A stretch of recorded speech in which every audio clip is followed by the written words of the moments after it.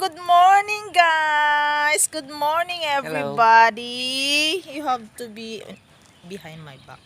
Behind my back pa. So, we're back in our fitness journey for a healthy living. Yes. Yung magkakasing tangkad na. Ayan, si Jerome at saka si Don Rolly. So tara na guys, walking na muna tayo. Tara na nak.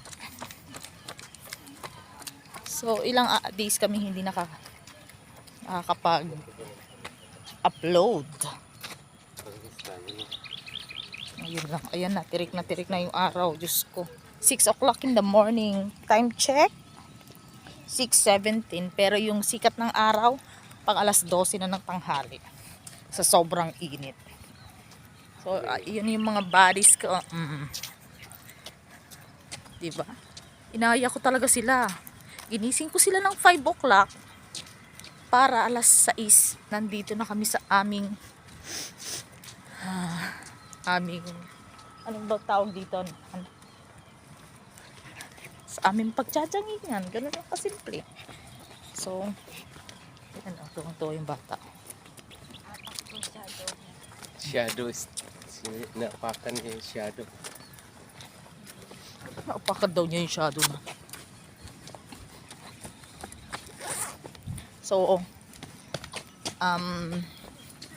update lang guys. Last month, nagtimbang ako is nasa 65.5 ang aking timbang so far.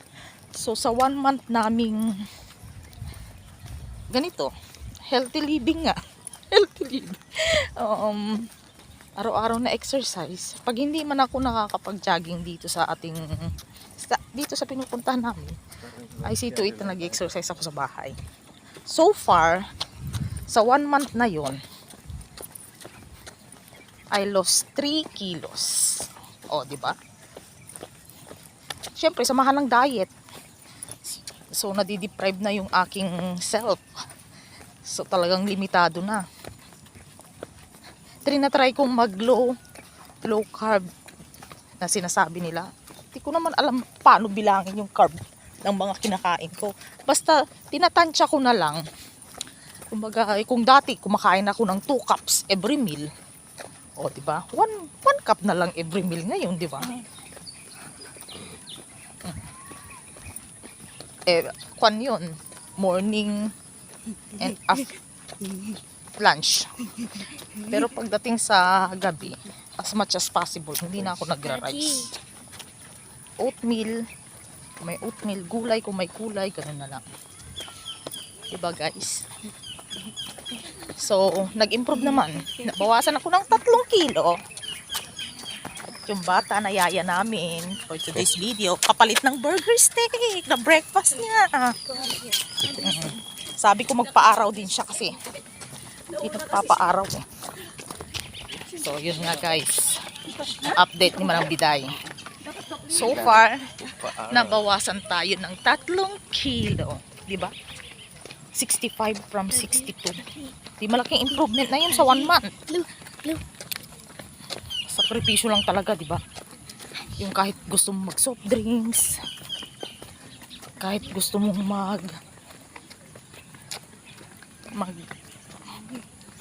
pasta or maraming kanin, lalo na, ay naku, pigil na pigil talaga ako. Pero at least may improvement naman, di ba? 1 month pa lang yan. Paano pa pag nag 6 months? Yeah, charot. Paano pa pag nag 6 months, di ba? Kaya kayo dyan, huwag kayong mawala ng pag-asa na hindi naman porkit nag-exercise ka ngayon after 1 month, tagal na bilbil mo. Walang ganun, girl. Kailangan mo talaga ng consistency is the key, sabi nila. Kailangan everyday.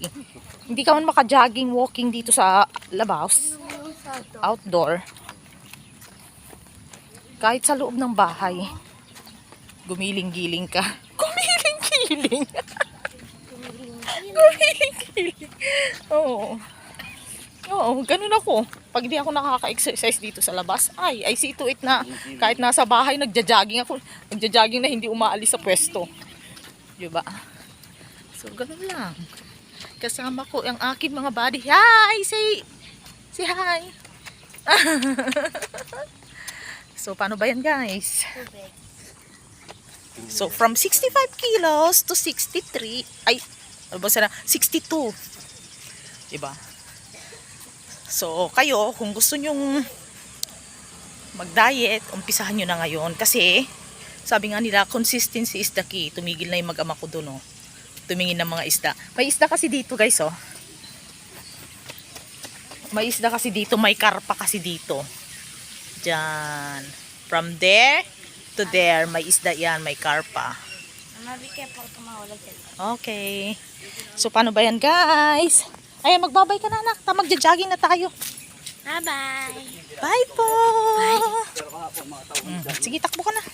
Ayan. So, yun lang, guys. Ang aking update for today's video. Diba? Consistency is the key. Kung gusto nyo maging healthy at magbawas ng timbang. Diba? Hindi pa huli ang lahat. So, ngayon, 44 years old na ako. Dati hingal na hingal talaga ako. Umakyat baba lang ng hagdan namin. Pero ngayon, na medyo nabukasan tayo ng timbang. So, medyo mas magaan na yung mga gawain natin. Yun. Diba? From 65 to 62. Not bad. In just 1 month. So, yun nga lang talaga. Guys, talagang bawasan mo. Hindi lang puro exercise ang gagawin mo. Hindi. Kailangan mo rin bawasan kung ano yung mga lifestyle mo na kagawin mo. Wala ng burger. No french fries. Sa 1 month na yun, ha. No burger.